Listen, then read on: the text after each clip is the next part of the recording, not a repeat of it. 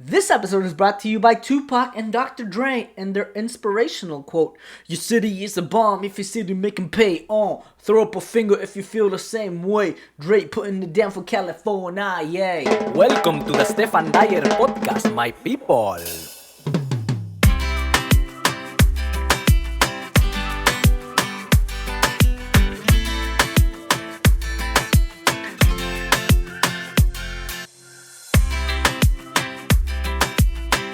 Hello, my people!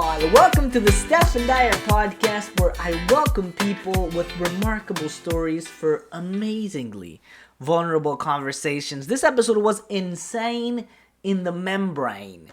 Michel Falcon is a Peruvian Canadian restaurant entrepreneur, best-selling author, and keynote speaker.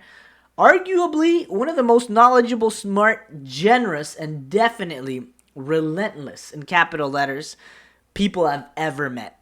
We discussed growing up in Vancouver, being raised by Peruvian parents, his motivation behind creating Brasa, which is a modern Peruvian fast casual restaurant, which is just starting in Toronto. It is incredible, but the purpose, he'll tell you what his purpose is with this. We talked about identity, company culture, at which he's the GOAT. He's incredible at company culture. We discuss his book, People First Culture. We laugh, we cry, we learn, my friends. A special announcement: follow the both of us on Instagram at Stephan Dyer and at Michel Falcon, because we will be giving away 7 spots for my upcoming Productivity Machine workshop, where you'll learn over 45 tips and hacks to reduce anxiety, start feeling productive and not busy, and most importantly, to free up time for what matters to you. My friends, let's get this party started. Enjoy this episode like I know you will. In 3, 2, 1, go. Welcome to the Stephan Dyer Podcast. I have here the unbreakable, the unmistakable, the highly capable, the master of disaster, the king of King Street West. My friend Michel Falcon, how are you? Much better now. Yes. I'm doing well. I'm happy I've met you. I'm happy to be here. I'm happy to continue to know you. Yes, man. I am so excited to have you here. It's become a bit of a tradition in the recent podcast episodes for me to tell the person why I invited them. So here's why I invited you. And somebody canceled. Somebody canceled. So this is why, and I'm looking straight into the camera right now for our YouTube viewers. Subscribe if you're watching this on YouTube right now. Why not? So Michel is one of those people that I met, I think, 3 or 4 years ago. And here's what strikes me of Michel. He's one of the most smart, professional people who shares the knowledge. Contrary to what I thought of you the first time that I saw you at Baro. Obviously, I thought that you were very smart because it was you were with the great Jason Gaynard. You guys were having a fireside chat, and you had some really good points. And then I talked to you after, but so many people wanted to talk to you after that event that we just talked for 15 seconds, blah, blah. And I'm like, well, that's that. And then I followed you on Instagram. I realized we have so many things in common. First of all, you're Peruvian. Mm-hmm. I'm Peruvian. Very similar where we are Peruvian, but we're not Peruvian because our parents are Peruvian, but we never lived in Peru. And I've been corrected in saying that I can't call myself Peruvian and that I'm Canadian-Peruvian. Yeah, I guess me too. And then your dad's birthday is my mom's birthday. When's your dad's birthday? October 25th? There you go. And then we both love learning. We both love reading. We both love high performance and company culture. Obviously, you're the GOAT at that, and I really learned a lot from you. But this is what I wanted to say. So on your Instagram, after I met you 4 years ago, you shared so much knowledge that I was like, there's nobody who's successful and an open book And then you started to do like, I need someone to do this, or I'm looking for someone like that. If you message me now, I'll hook you up with this. And I'm like, there is like so many opportunities and knowledge just on your Instagram. I'm like, what would it be to be this guy's friend? And then little by little, we started to get to know each other. We went for coffee, and then you started coaching me on my speaking business because you've traveled the world doing keynotes. And then Arepas. You came to my house to have arepas and everything. So I'm like, this is one guy who doesn't just talk the talk, but you walk the walk. And the other thing is, you're so generous to the people around you. And when I first met you, I'm like, oh, whatever. This is just another guy who's smart and is doing good. But then what you say you'll do, you do it. So I just want to congratulate you on that. And that is why I invited you, my friend. Thank you. I thought I was here because somebody canceled. No, thank you very much. I could say the same great things about you right back at you. And I'm just happy to be having a conversation with you. Yeah, man, I'm very excited, especially because you've taken another drastic career turn, and I think that's what makes you great. That it's not the company or the project. It's in many ways greatness. You're on to achieve bigger things. Where when you share the project of Brasa at the beginning, when it was just not a reality, but now it is, I'm like, this guy's taking on the world, you know, and you do what you say you'll do. I'm very comfortable with risk, like almost grossly comfortable with it, and I'm sure we'll get to that. Yeah. But I'm excited. I remember another example. You hosted, I think 2 years ago or 3 years ago, in December, it was winter, or January, a goal setting workshop and a productivity workshop, which I attended with Juan and a couple of Malpensando people. Abraham was there too. And I'm like, I know nobody who just gives out their knowledge for free as well. It was free, yeah. Yeah, and you do that in so many other areas. Obviously, when you do your corporate speaking events, you charge big money because you're great at that. But so we'll get to the professional side. But I know that you're Peruvian. I know that you grew up in Vancouver, and this is where I really want to listen on what was it like being the son of Raúl Falcon Rosa, as the brother of Stephanie. You were born in Edmonton, you grew up in Vancouver, but did you feel like a fish out of water because you're Peruvian, but you're not really Peruvian? You're Canadian, but you're not really Canadian. What was that experience like? This is something that I've started to get more comfortable sharing. And it really didn't come to my attention until several months ago. And what I'm about to share, I'm ashamed of.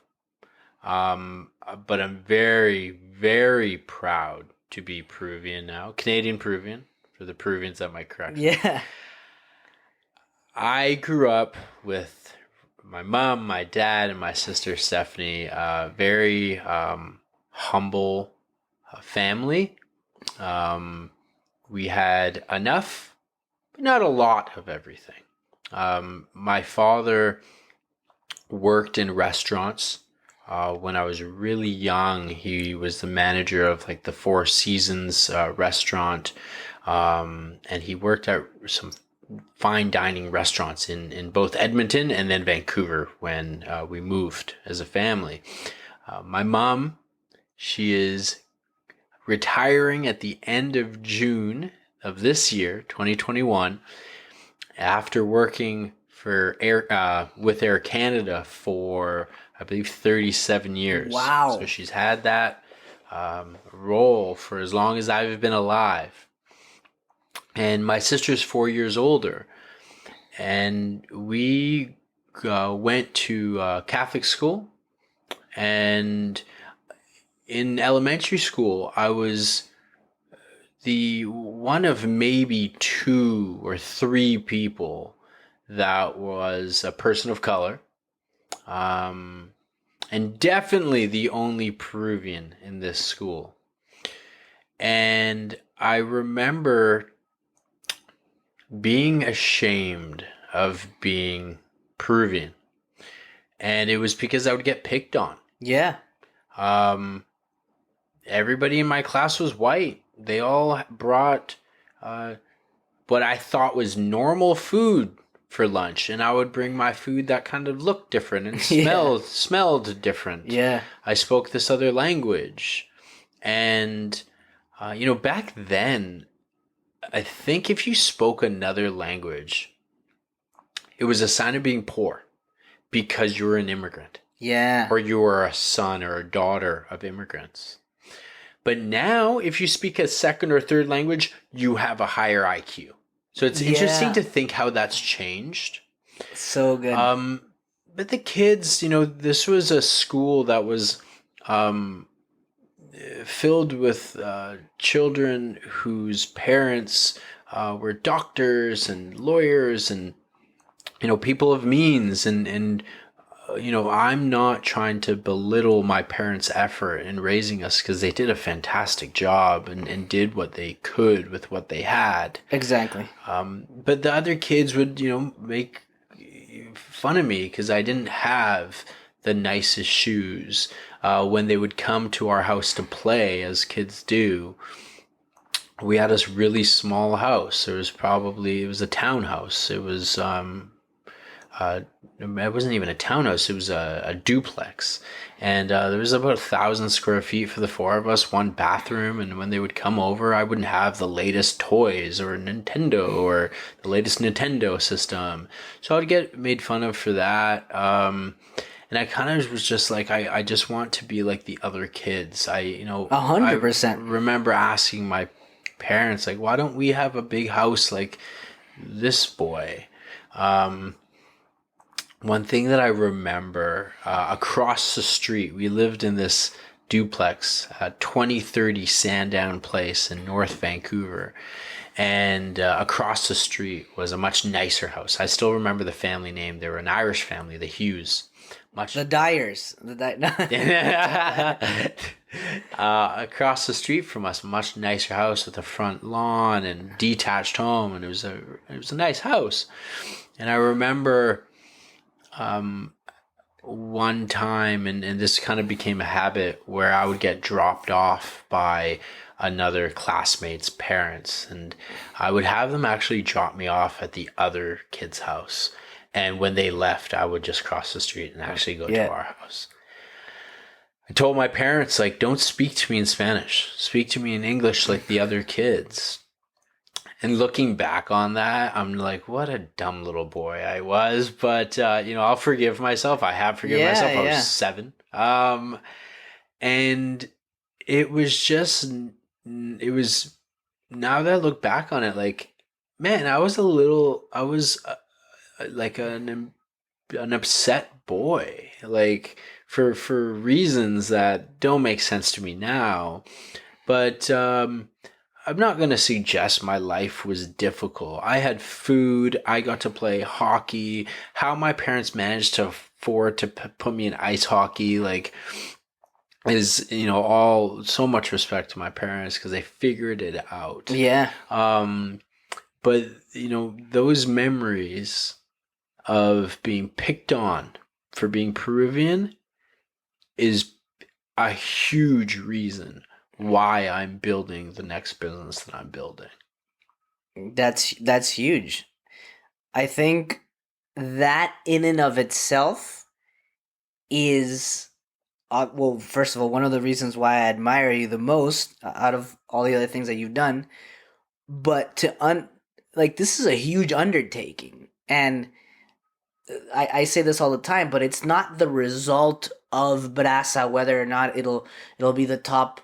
The best restaurant in the history of the world, or the best fast food, quick service Peruvian restaurant in the world. But it doesn't, I think what matters, at least to me, having you as a friend, is who you're being when you undertake that magnitude of a project. Because we all play small. We all play small because it's safe to play small. Sure. And the other thing is, if you don't try it, you don't fail, you know? That's true. And it's so easy. There's a quote by Brené Brown that I have here on my desktop, and I'm going to read it right now because it's so powerful.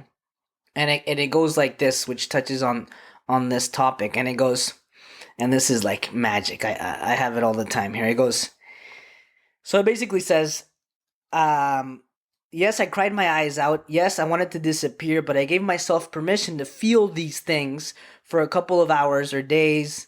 Then I reached out, talked through my feelings with people I trust and love, and I moved on. I felt more courageous, more compassionate, more connected. And here's the money. Here's when the money comes, okay? I also stopped reading anonymous comments.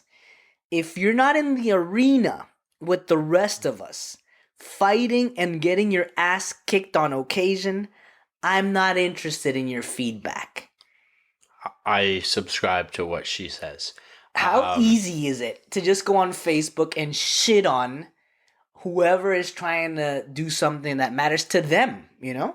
With Michael, Michael Jordan documentary, The Last Dance. I can't remember what episode it was in when he says this, and I'm paraphrasing what he said. But people would critique him for pushing his teammates too hard. And his response was like, that's easy for you to say. You've never won anything before. Yeah. When I heard him say that, I'm like, do you know how disarming that would be to have him say that to you? There's nothing you can say back.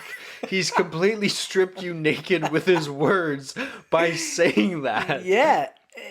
And it's easy. Well, yeah, we say like it's Michael Jordan. Obviously, he's saying it, but he was Michael Jordan before he became Michael Jordan. Is who he was being. He could have missed shots and not had 6 rings. Or he could have not made that shot with North Carolina in college, yep. And maybe his career would have gone otherwise. Maybe he wouldn't have been cut from his high school team, and not. It doesn't matter, but I think what matters is who you're fucking being when you make these decisions. You could have just chilled with Bar, with petty cash, traveling around the world, doing your keynote speaking, which you're making you're really doing really good at this with your book, People First Culture. So, but you don't, and you undertake this. What, apart from this, was there any other motivation? Do you like uncertainty, like many second generation or first generation immigrants? Yeah.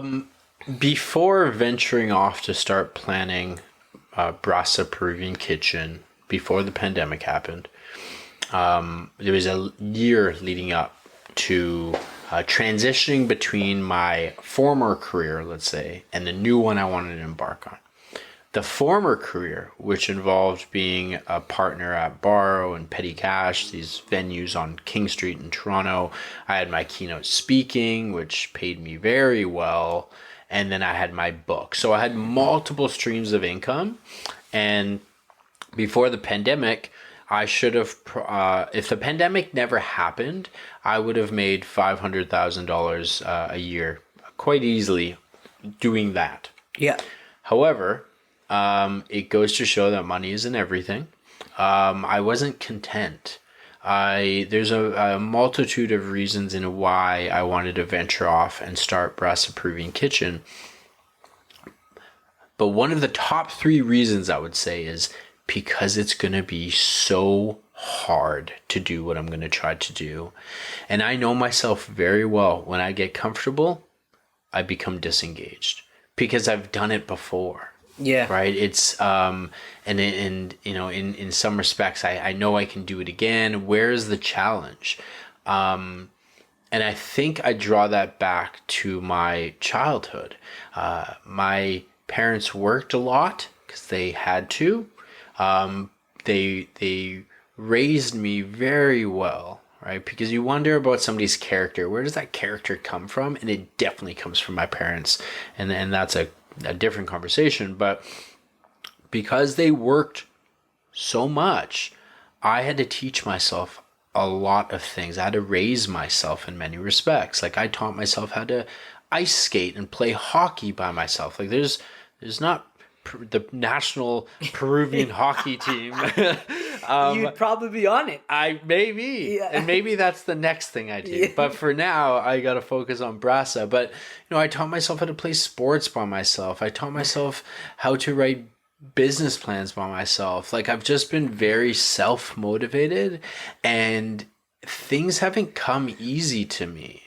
And I'm not saying, like, I'm not kicking and screaming and crying and saying I want things to come easy for me. I'm not asking for that at all. I'm just so used to things being so hard that anything less than that isn't fulfilling. So with Brasa, with my career before Brasa, I was comfortable. Like, Sophia, my fiance, and I had everything we needed, and we would have grown from there and continue to have everything we needed. But now I've completely turned that upside down, and Sophia, God bless her, she's my greatest enabler. In a positive respect, where I'm just like, hey, this is what I want to do.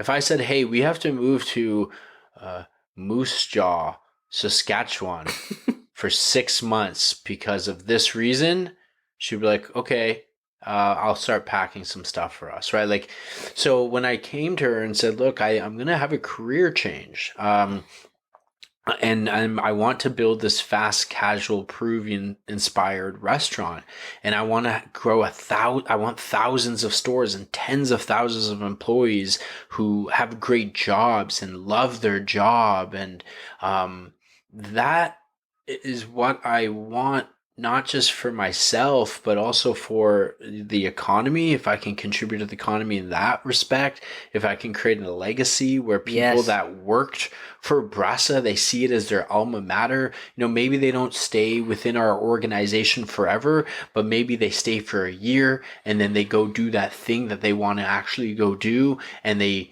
look back fondly at their time at Brasa. Like, some people look fondly back at their time at, Western University or wherever.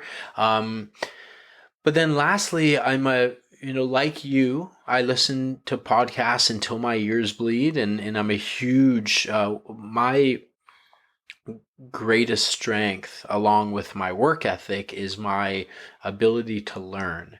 Same. And I listen to podcasts of people that have come before me, trailblazers. And my favorite entrepreneur is Howard Schultz from Starbucks.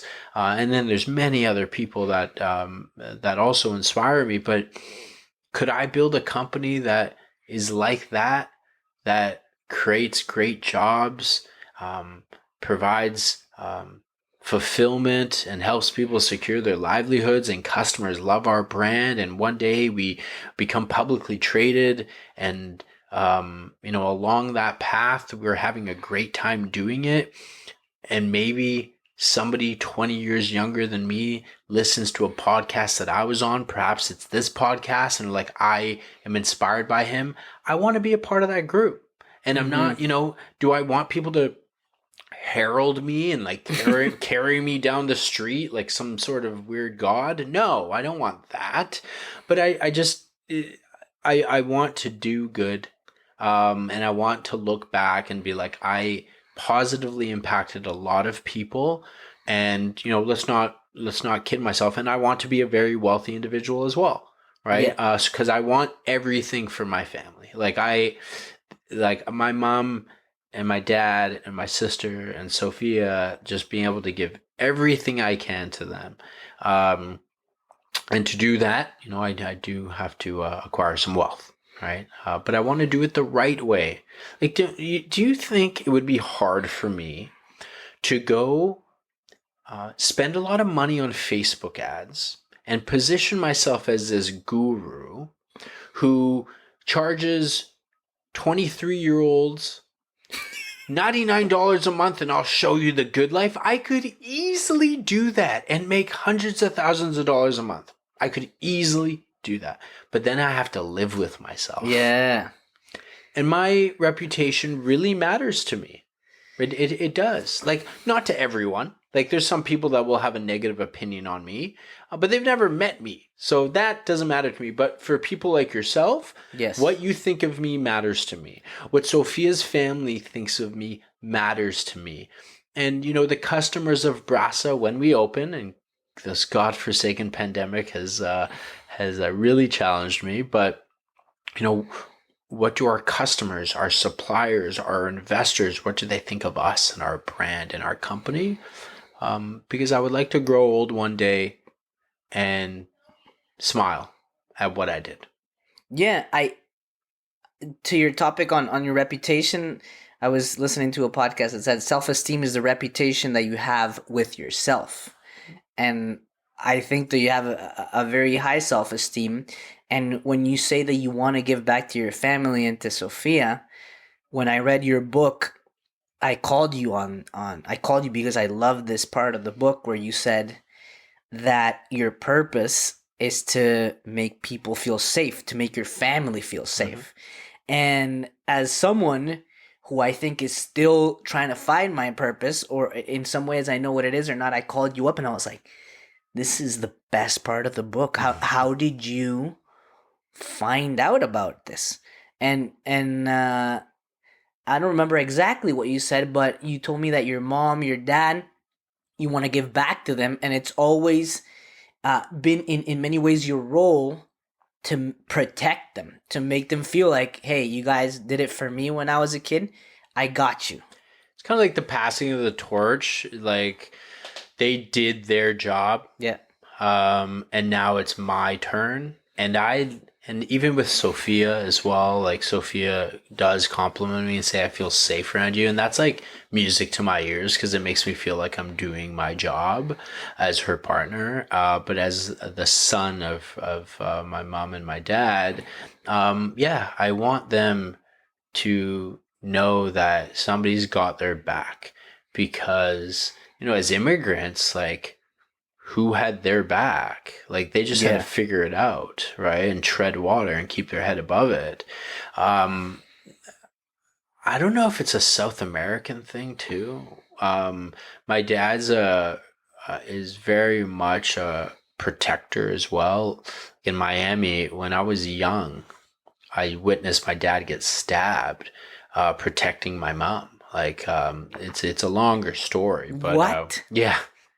We were in Miami on a vacation, and this is in a rental car. And this is when Budget and Avis would advertise on the outside of the car. But I don't know if a law was passed, but they no longer advertise on the outside of cars because you're a target. You're a tourist. Exactly.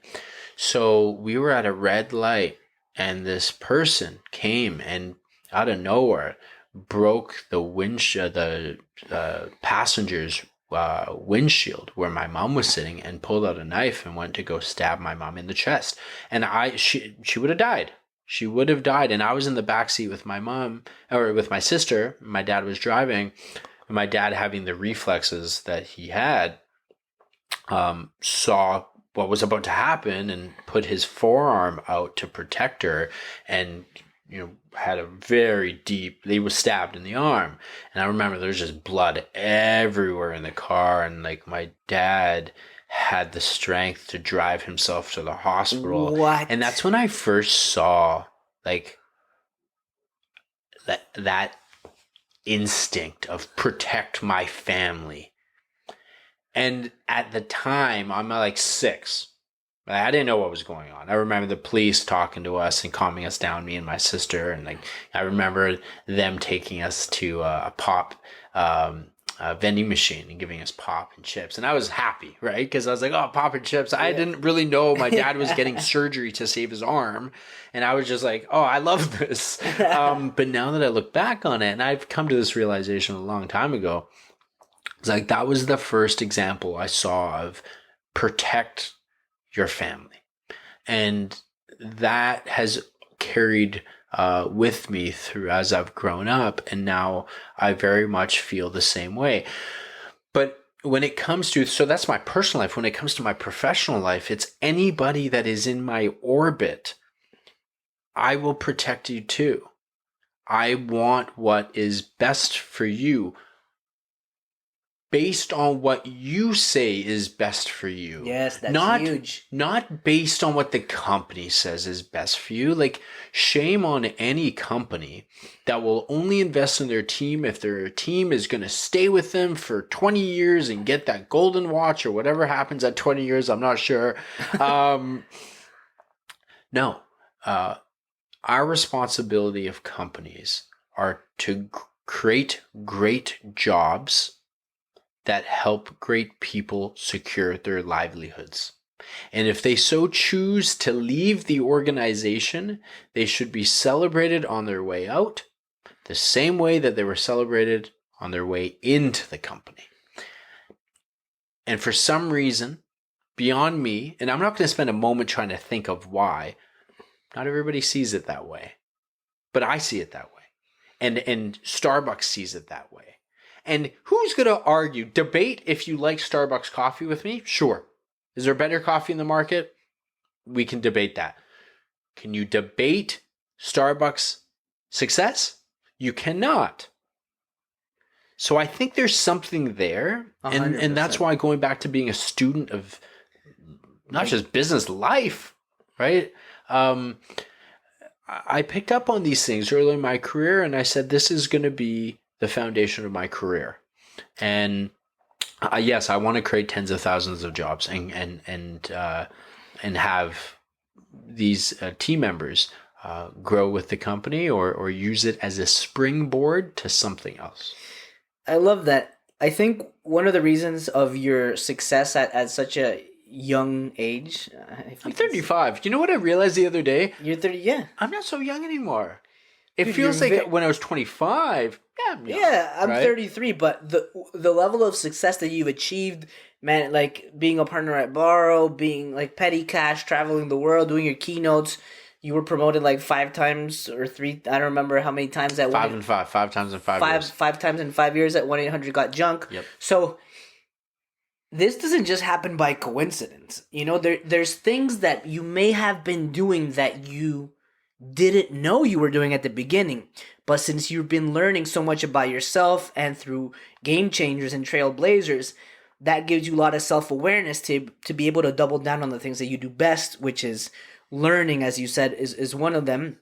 And the other one that I'm fascinated about is your understanding of company culture and how to treat people. I remember one time you said, "Don't call it staff." I don't. Yeah. I call it a team or how do you say team members? Team members, yeah. That's. And what fascinates me about you is that I've heard you so many times go against the current, where a lot of people do it this way, I do it this way. For example, one of the questions that you in your book and that you do with Borrow is, what is a item that you would buy yourself for pleasure under $20? Yeah. And then when they join the company, you gift them that. Not a lot of people do that. Well, yeah, I could not tell you how I came up with that interview question, but I can tell you literally hundreds of companies have used this now in how they hire. And essentially, how the question goes is, what is an indulgence? Well, actually, let's do it right now. Okay. So you're interviewing to be an accountant, a controller at Brasa's head office when we need a controller, okay? But whether you're interviewing to be a controller or somebody that works at one of our retail stores, you're going to get this question regardless. So what is an indulgence that you cannot live without that costs less than $20? One of the things that I love to get is a Oreo milkshake. Okay. At Baskin Robbins. Is that an indulgence or that's just... Yeah, that's definitely an indulgence. An Oreo milkshake from Baskin Robbins. Okay, perfect.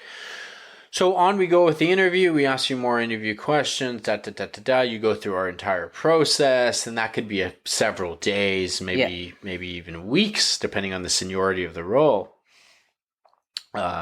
congratulations, we want to offer you a position. Great. Then we say, your April 1st is when your start date is, and here's the address of our head office, and we'll see you there. So you arrive, and we welcome you. We onboard you, you meet the team, and then immediately after, in the first hour of arriving, we'll sit you down for orientation, onboarding, but then there'll also be this gift bag, and there'll be a handwritten card that says something meaningful, like, thank you for choosing us.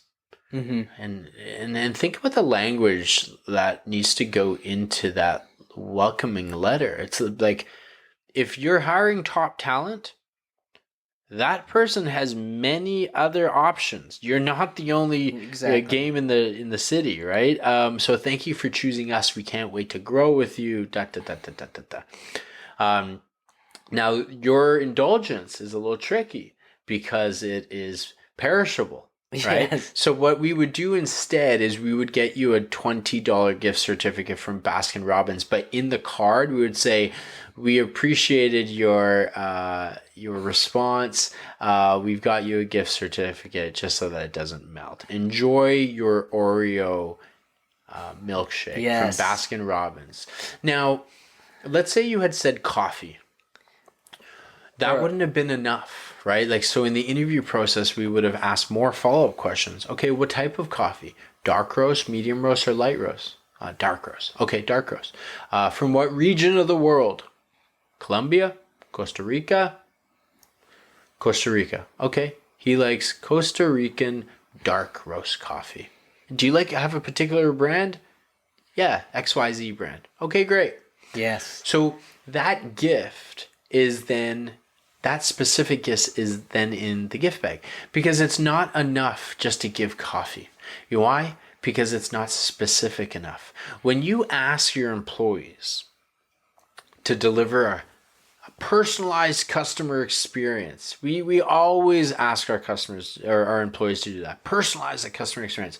Well, I need to do that in the interview process so that you know what that looks like, right?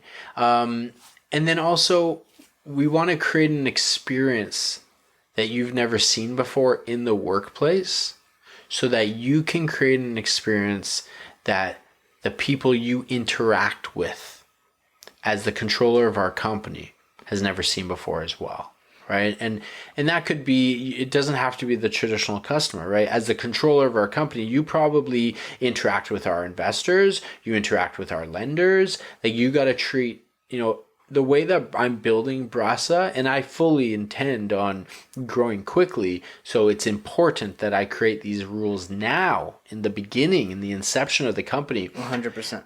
Anybody that interacts with our brand, whether it's a customer that eats with us every day, or even our suppliers who we pay, the media, anybody that interacts with our brand is going to be treated like our best customer, because that's what authentic brands do.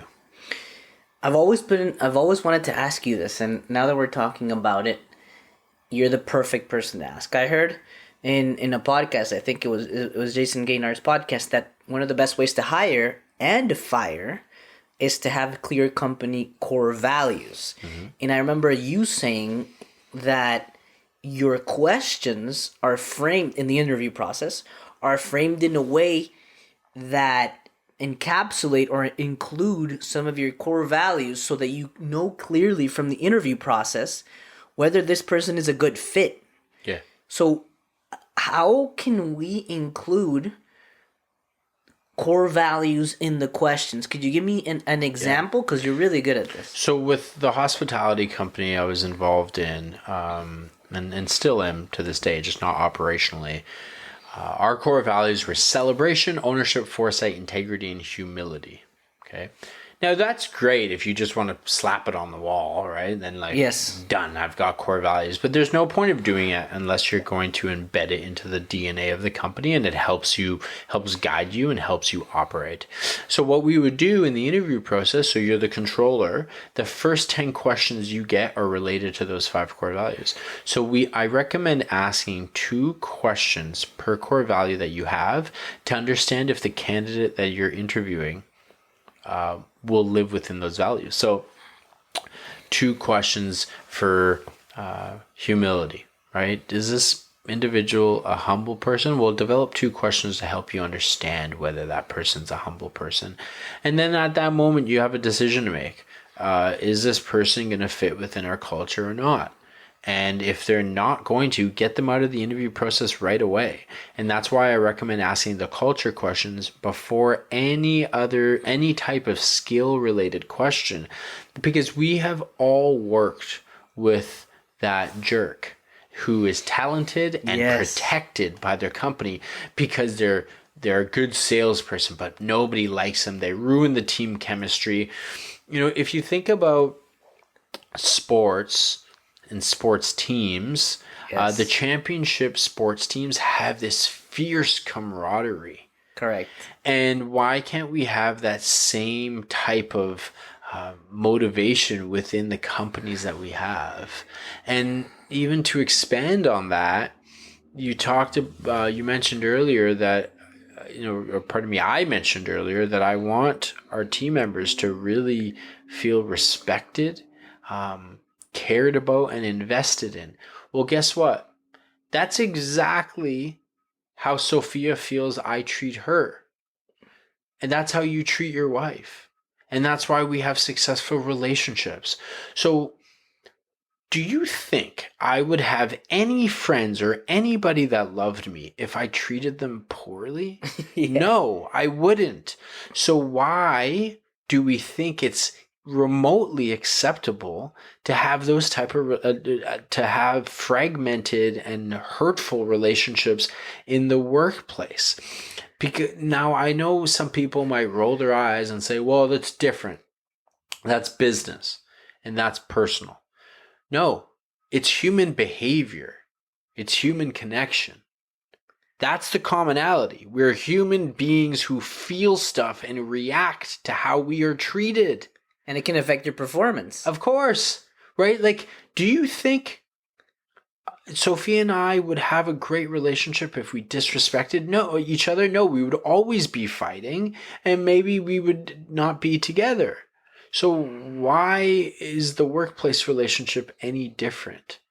Right? Like, so, if I was always yelling at Sophia, like some managers and leaders do, yelling at their team, like, nobody gets jacked up by that, right? Like, I think it's also misconstrued and misinterpreted from old school, maybe back home, whatever, that you had to be an asshole to be a good leader. And to be respected. Yeah. I think that is very insecure. That's the way that people that are very insecure with their leadership and themselves, that's how they lead. I would like to enter the room in a workplace where people are like, good, he's here, rather than like, oh, great, he's here. In March 13, 2018, it was the time that I met you and I took notes. And with Jason. Okay. And what you just said, there's something very similar. And I quote the great Michel Falcon. We do not hire brilliant jerks because the cost of teamwork is too high. I wish I came up with that. Oh, you didn't? It was Jason? I didn't know. Oh. It was probably me who said it. You said it. But that comes from Reed Hastings, the co-CEO of Netflix. Oh, no. Oh. Yeah, he is currently the co-CEO and founder of Netflix. He said exactly what you just said. And the way that goes back to me being a student, just finding great companies and studying them. When I read that, I thought to myself, I said, wow, that's brilliant. And I was taught something earlier in my career. R&D doesn't have to stand for research and development. It can stand for rip off and duplicate. And that is one of the things that I'm going to rip off and duplicate. Like, it sounds cliche, but like our careers are too short to not be enjoyable. Everyone genuinely has a choice to make change. Now I understand that some people's situations might be a little different, but nothing changes unless you change your environment. So if you're listening to this podcast and you're not happy with where you work or your career, well, nobody's going to save you. Yeah, that's Right? Like so true. you need to take ownership over your own outcome. And I'm not saying quit tomorrow. Don't do that, because you need to secure your livelihood. But what I am suggesting is create a path to exit. What does that great company look like? What does it feel like? What do you want to feel like when you go to work? Yeah. Okay, well, go find a company that you believe has the reputation to provide that to you. But nobody's going to help you. Like, you got to do So it true. yourself. And sometimes, speaking from my own experience, when I quit my job, some people think that I woke up one day and I was like, I quit. No, like I kind of planned ahead, like you said. Of course. And some of the feelings, because a lot of times we think it's happiness that we're chasing, but I think it's fulfillment, it's success, it's livelihood, it's fun. A lot of these feelings and you can get that elsewhere. It doesn't have to be in that cubicle or that office job. Obviously, you have to check that box of your professional life, because that's how you make the money. But you may get that vibrant feeling from joining a soccer league, with some friends, or going skiing sometimes. So it doesn't need to be black and white all the time, like you said. Like, quit now. You don't. You can draw a plan and do other things. I'm going to mention two things that you said that day, which I think are brilliant because it ties with what we're talking about. And then I want to ask you about what kind of scares you about this Brasa journey. Mm-hmm. So on the topic of core values, somebody that day in 2018 asked you, how do you create core values? And you said, ask yourself, how do I want this company to operate when I'm not even in the building? Mm-hmm. Take a step back and leave it alone for a week. It's a good, and then write. So write about it. It's a good indication if you're 3 pages into the writing of how you want that to go. And you recommended working with a copywriter, with like someone who can voice your words. Mm-hmm. And then another brilliant thing that you said, which you've implemented at Borrow and your other companies, the employee advisory board. Mm-hmm. So basically, you've created a board where you talk with one member of each team and ask them, what would their dream workplace look like, and to bring to the table the good and the bad. Mm-hmm. And managers, you said, are not allowed in the meeting because they already have their own meeting. Yep. So you get feedback from all these areas. And you're covering all bases. Yeah, and they're not scared to say what they think. There aren't now.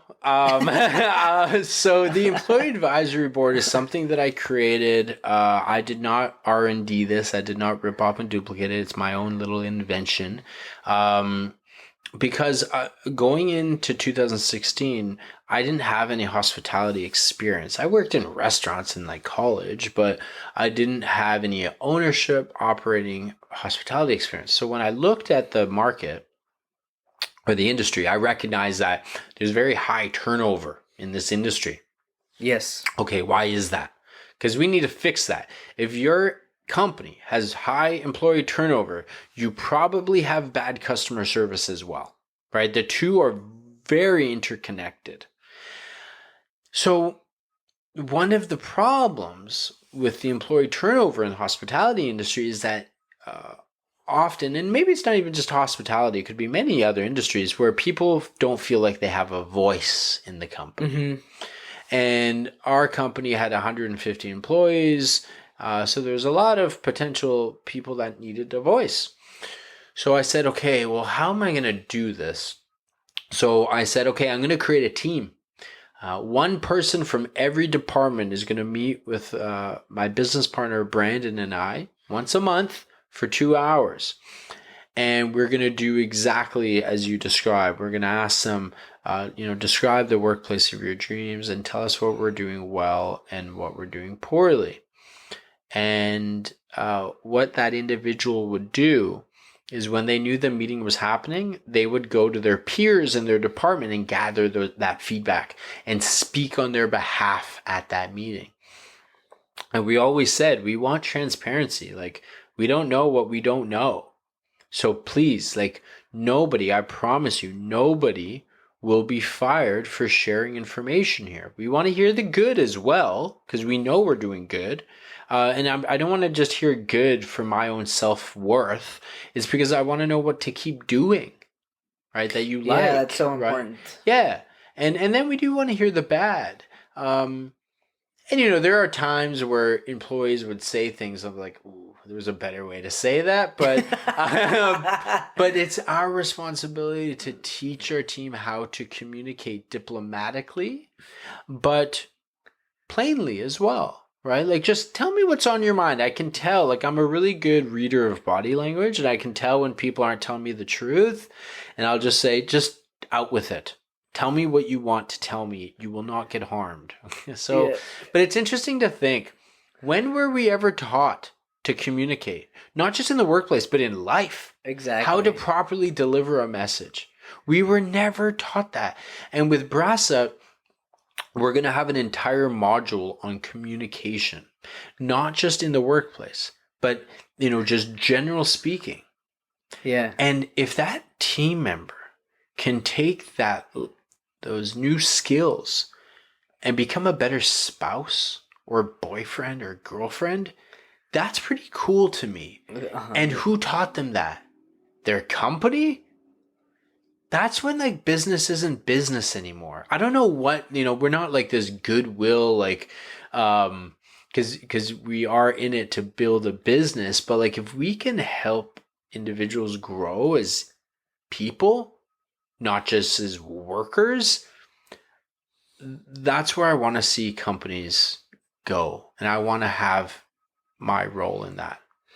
Now, I think you asked me a question, but I have forgotten it. Yes. On that topic, we've had conversations a couple weeks ago on what you want for your employees, and I'm just stunned because I haven't seen it in any other company.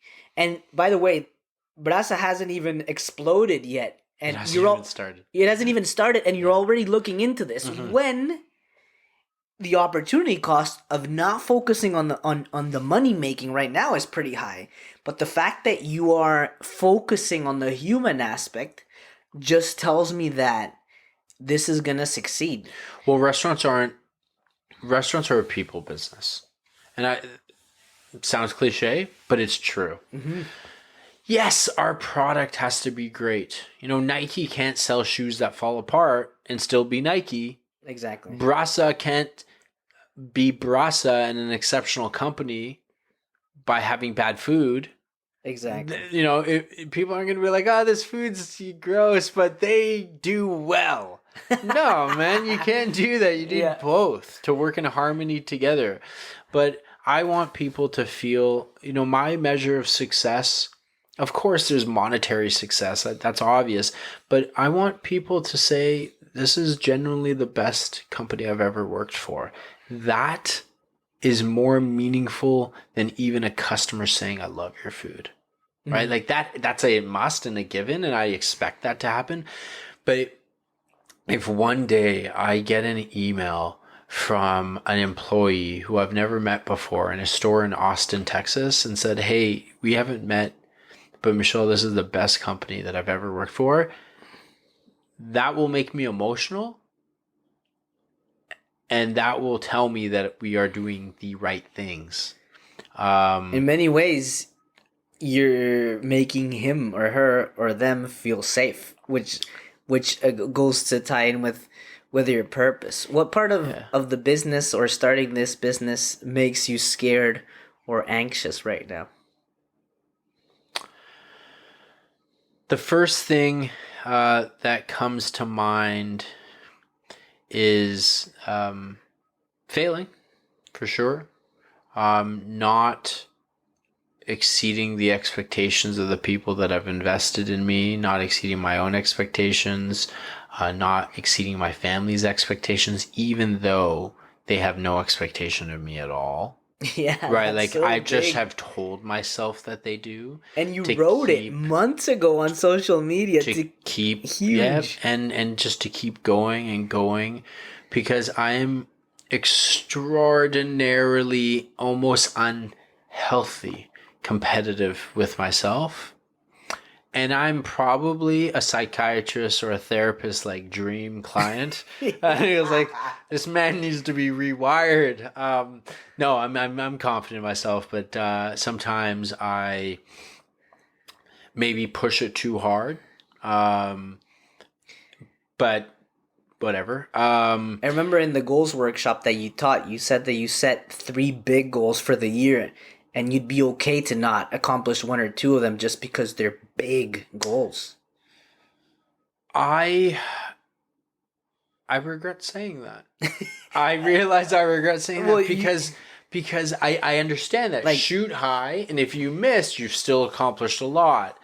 I actually don't subscribe to that. So if I said that, I misspoke. Because I just am wired like a robot that I need to do it all. And I like that pressure on myself. And people will tell me that's not healthy. Well, that's not healthy for you. Right. Yeah. And look, if I collapse one day from exhaustion and die, then you are right from the grave. But Yeah. but I like this pressure, but it also, like, there are times where I'm like, there's a lot of pressure on me. Like with this business, I'm a solo founder. So everything needs to be project managed by me. That one day will change when I can afford to have a head office and some other talented people join me. And I have to say, I look forward to that day. But for now, it's me leading everything. But it's the bed I have made, and I love it. And I've always, like, if I went from 2007 working as a call center employee to 2021, and I've done some cool things along the way, if I'm to attribute that success to one thing, it would be because I'm always thinking ahead. Like right now, physically, I'm in 2021. Mentally, I'm in 2025. Already thinking about it there. And it's just how I have lived my life, and it has served me well so far. But the future excites me, and I want to get there because I feel like I can see it on the horizon, be like, it looks cool over there. Let's go. Right? Maybe one of your assets, your strengths, which is mine too, apart from learner, is futuristic. Maybe you're always, but one of the things that you have, which a lot of futuristic people don't have, is that you execute.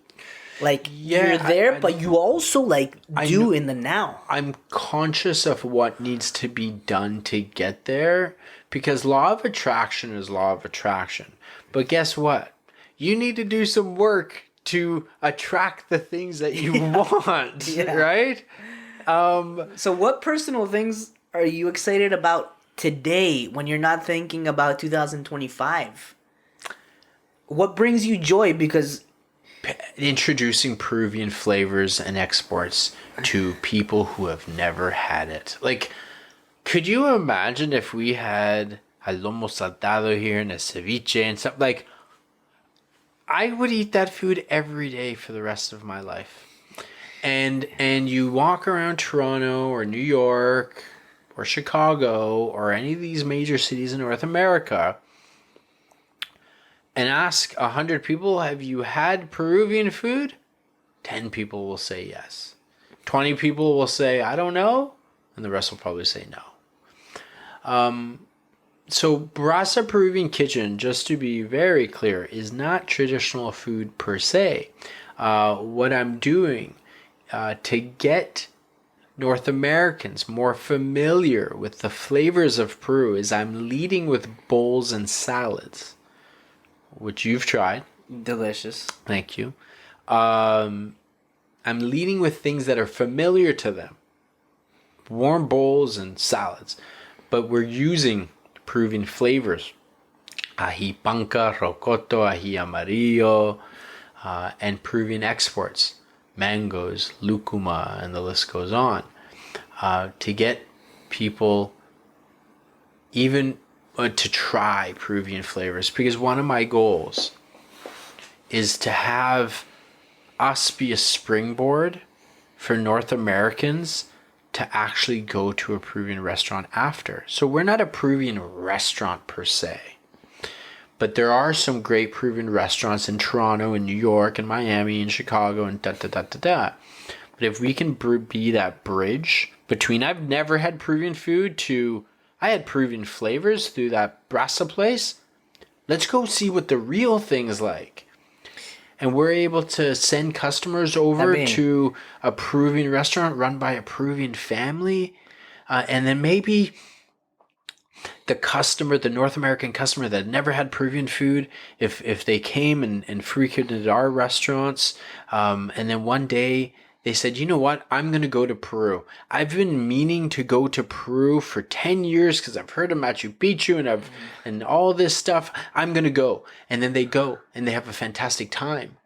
And they come back and they email us or tweet us and say, you were the brand that sent us to Peru finally. Yes. And we loved our time there. That's cool. Because Brasa Peruvian Kitchen isn't just about feeding people and introducing them to Peruvian flavors. It's like, come explore the culture. Mm-hmm. The cultures, you and I know this, and we're biased, obviously, but it's a beautiful culture with beautiful people, beautiful music, like food that will bring you to your knees. There's Machu Picchu, there's the coast, there's the Amazon, there's the Andes, like it goes on and on and on. But this is the thing. And the country of Peru and all their strengths and beauty haven't properly been marketed to the North American market. That's my opinion. I agree. And the people that have done great things already, like they're trailblazers for sure, but they need help, right? They need, all hands on deck. Many individuals like us need to ensure that we're pounding our chest and talking about Peru. So I want to do my part, because when I was 6, I was embarrassed to be Peruvian. I am extraordinarily proud now, and it's almost like I'm so embarrassed of feeling that when I was younger that I'm like, I need to do my duty. I need to do I need to manage my responsibility and also take care of the country. Like I fully have a philanthropic effort and plan for our company, because I've been to Peru maybe 15 times in my life, and I've seen beauty, but I've also seen poverty. Yes. And it's a responsibility of mine to, if I'm going to build this company and create great jobs and create a great livelihood for myself, I need to take some of that wealth and I need to give it back to the country that even gave me an opportunity to do what I'm about to do. I love that. I think that you're doing more from Peru than a lot of Peruvians have done for Peru. And can we talk about that for a second? I want to talk we about have it. We have to. I'm going to let you lead the way, because you and I have talked about this, because yes. I want to have my part in stopping this, because I'm starting to see this for and for the Peruvians listening. I really hope this hit home for you, because I don't understand it. Yeah. So it's not all Peruvians, and I know that if people see this on social media, don't generalize. Okay, this is what I've seen on all the Latinos on Facebook groups, especially like all of them, but Mexican, Venezolanos in Toronto, and Peruanos in Toronto.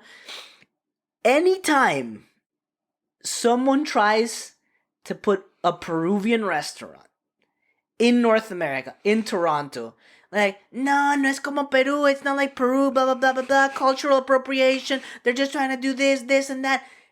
So, no, pollo a la brasa, it doesn't taste like the pollo a la brasa of Lima, of course, because we're not in Lima. No, like Mexican tacos, like you go to whatever, no se pare, they're not like the tacos in Reforma or in en el Zócalo, blah, blah, blah.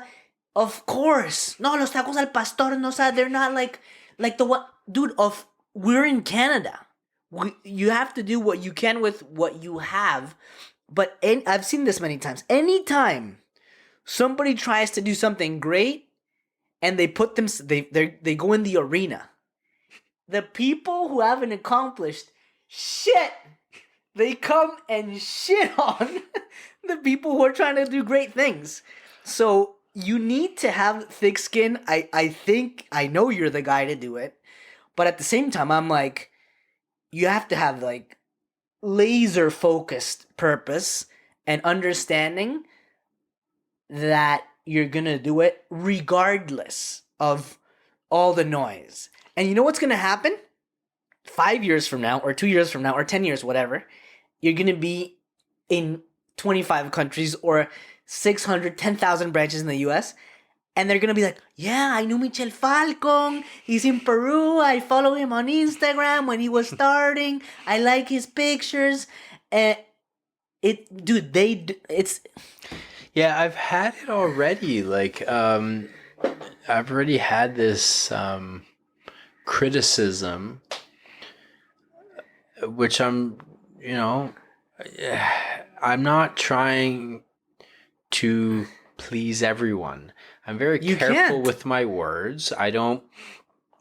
Brasa Peruvian kitchen is not traditional Peruvian food, period.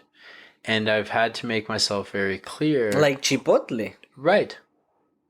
Or Starbucks to Italian coffee. Yeah. When they started, right? And I remember calling you and saying, hey, like, why am I getting all this hate? Like, my feelings are hurt. Yes. All right? Like, so you coached me and you gave me some background info, but my mom always said, yeah, we just, as a culture, we always just chop each other down for some reason. And incredible. I look at the Jewish community, and they all seem to be very tight-knit and support each other and bring each other up. I would like to see more of that with South Americans. And if I'm to talk about just Peru, I come in peace. I do no harm. Right? Like, I'm just trying to create jobs. In peace. Yeah, like, please accept me. But no, in all sincerity, like, I would like us to see us become stronger as a culture, and let's create great jobs together, and let's create wealth together. Let's enjoy our food together, the music together. Like, come on now, like, enough of this. And I've seen it in these Facebook groups. I'm like watching, like, I gotta close this down and burn my laptop after reading what I just read. You want to get a viral post on Facebook? Go on Peruanos en Toronto or Venezolanos en Toronto or Mexicanos en Toronto and write, what do you think about this restaurant? And they're gonna destroy it. Yeah. And really invest their time in writing paragraphs on why this restaurant and their owners are shit.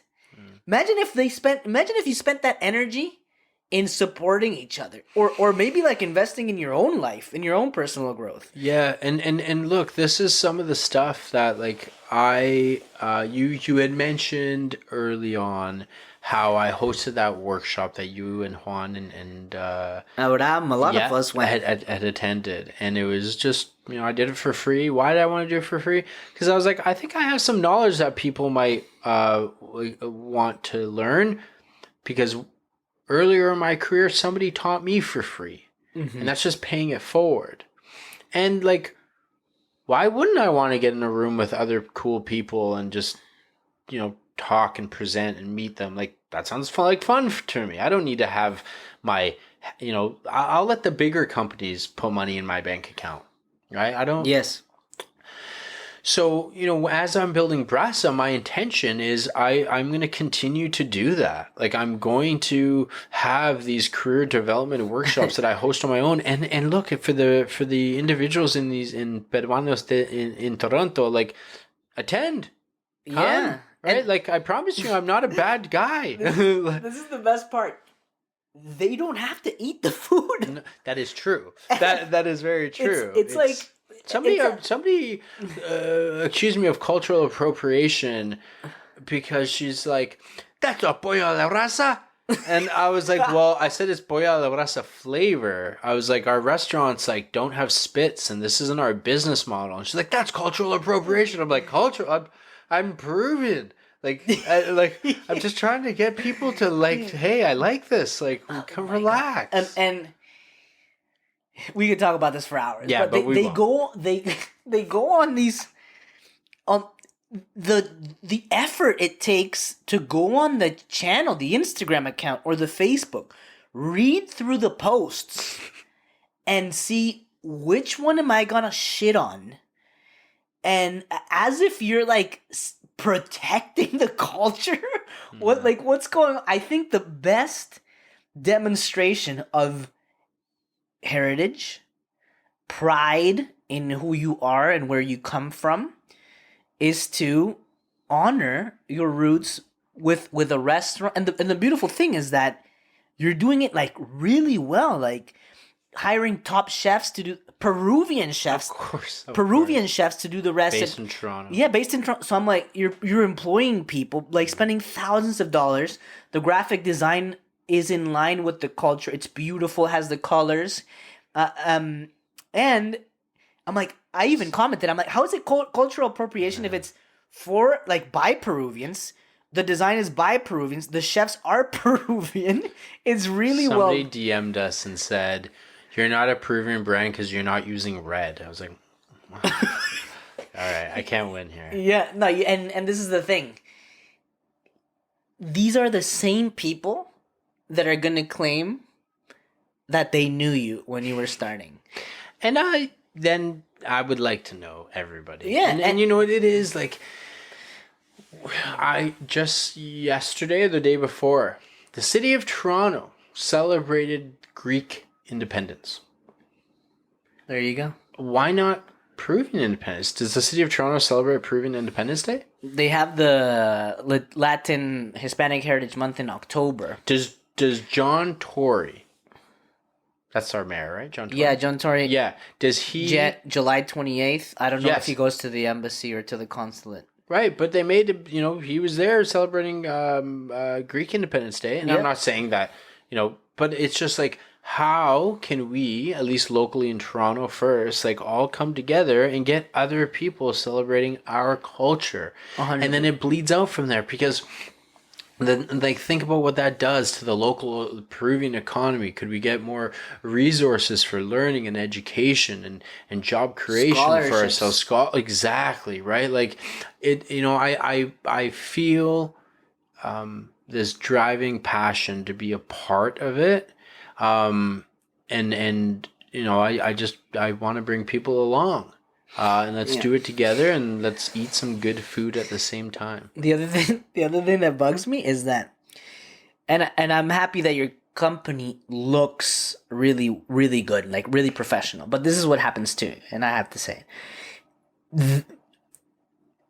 Latinos and immigrants in general would not dare go to McDonald's and they're like, Happy Meal, like a Big Mac combo. Okay, $9.95, whatever it is. Hey, can you give me a discount, man? I got $7. You don't do that at McDonald's. Hey, Mr. McDonald's, can you give me a discount? You can't do that. But then you go to the fucking small businesses by Peruvians, Venezuelans, blah, blah, blah. You talk shit behind them as they're serving you food. This is like shit. You go on Yelp and the fucking Facebook page. You shit on their restaurant. And even when you're at the restaurant, you're like, or if it's a smaller place, you're like, hey, a discount for me, man. Blah, blah. So we're like hurting each other. But you wouldn't dare do that with a Canadian, Right. With a Canadian business. Yeah, I don't subscribe to that. I think it's just like, for me, when it comes to friends, and in this case, countrymen and country mates, just pay full price. Yeah, right? Like, yeah. You pay full price. And again, for disclaimer, maybe people are shitting on me as they listen to this. Not all Peruvians. Yes. Not all Venice. But it happens. It happens a lot. It even happens with Malpensando. I'm like, you don't go to the second city and be like, hey, man, I got $215. Can I take the whole course? Yeah. And I get it. We're immigrants. Some people, especially newcomers, are having to do jobs that are not very well paying. So naturally, if you can pay less, then why not pay less? But think of it long term. Spin it this way. Let's say you're having to pay 20% more than you wanted to. Maybe you'll put in 20% more effort to take that education, apply it so that you can earn 20% more from what, like, think about it that way, right? Because the long-term game. 100%. And that's the thing is, like, a lot of people have paralysis from the short-term game. Is like now, tomorrow. And I understand people's situations are different, but look, like, I did not grow up wealthy, okay? I started my career earning minimum wage in a call center for a while. But I worked hard, and, you know, eventually I was courageous enough to take a little bit of risk, and now I'm in a good position, right? But it's not like you do have to start somewhere, but you know, having a vision for where you want to be is one thing, but executing on the plan is the thing. Totally. I think you've worked more than just hard. I think you've worked very smart because a lot of people work just hard. Sure. And you've been really strategic about it. And in line with your thoughts of being in 2025, we've come to the champagne question, which talks about the future. And I really took this question from Jason Gaynard's little book, and it goes like this. So this is the question for all the guests, and it goes like this: if we were to meet a year from now with a bottle of champagne, what are we celebrating in Michel's life? I am about to get married. We've had to delay our wedding because of COVID. So I am about to get married. My parents are healthy. My sister is healthy. So that is the personal stuff. Professionally, Brasa's first store is open. It is thriving. Our Google reviews is through the roof. A lot of people are wanting to collaborate with us, and we have signed our second lease, and that is being developed. So that's what we would be celebrating. And along with that, I'm happy. Like I'm seeing it come together, and I'm happy. And there's not a lot that makes me happy. Like, look, Brasa is not going to make me monetarily happy. I'm not paying myself until we get to 4 stores or $6 million a year in revenue. So happiness is going to have to come another way in the early days. And I know that my happiness is going to be coming from other people that work with me. Again, having somebody say, this is the best place I've ever worked, would make me very happy. So I have to go out and I have to build that. I love that. I think you have a solid group of friends. You got Soph, you got your parents, you got Stephanie, your sister. And at the end of the day, I think that if you do the things right and you play the long-term game, which you have, like, great things will happen. So I think you have a good mix of the future, but also of the present. Like, I've copied a lot of things that you do. I don't have a dog, but the morning walks, the fitness, the reading, the podcasting, I don't travel as much. Well, none of us travel anymore that much. But Cody Schuan, who's on this podcast, he said that the life's magical moments happen in the pockets of pause. Those moments where you pause, those are the best moments. So while your life is going to be a roller coaster and you have so many things on the go, I think you still have anchors like Soph and your family and your friends, and those moments of pause that allow you to breathe and just enjoy the present. Otherwise, we go crazy, man. Yep, I hear that, and I agree. Well, my friend, I am very happy to have you here.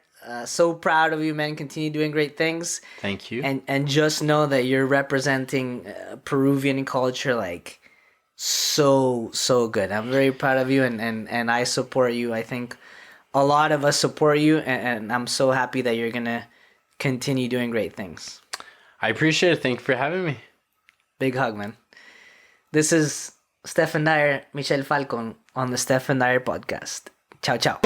Gracias por escuchar el Stephan Dyer Podcast. Arrivederci, my people.